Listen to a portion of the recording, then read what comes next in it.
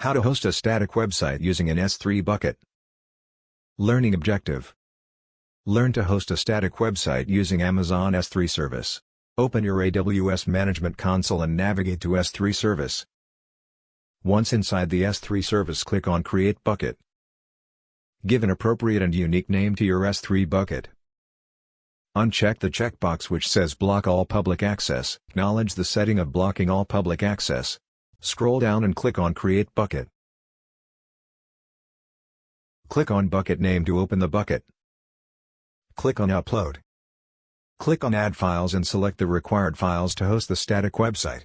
As you can see, these files contain two HTML files, index.html and error.html, along with other image files we will be using on our website. These two HTML files contain the basic boilerplate program we require to host our static website. The index.html also contains references to display the images from your S3 bucket. These two files are given in description to help you host your static website. Once these files are shown on the table, scroll down and click on Upload.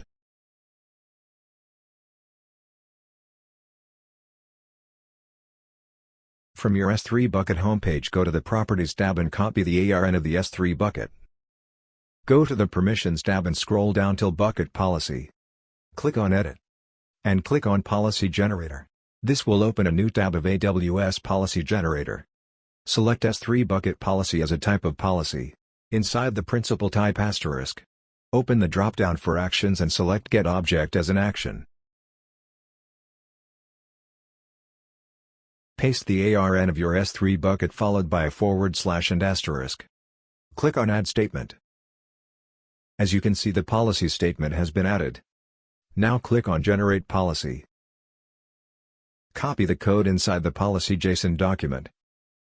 Go back to the Edit Bucket Policy and paste the previously copied JSON code in there. Scroll down and click on Save Changes.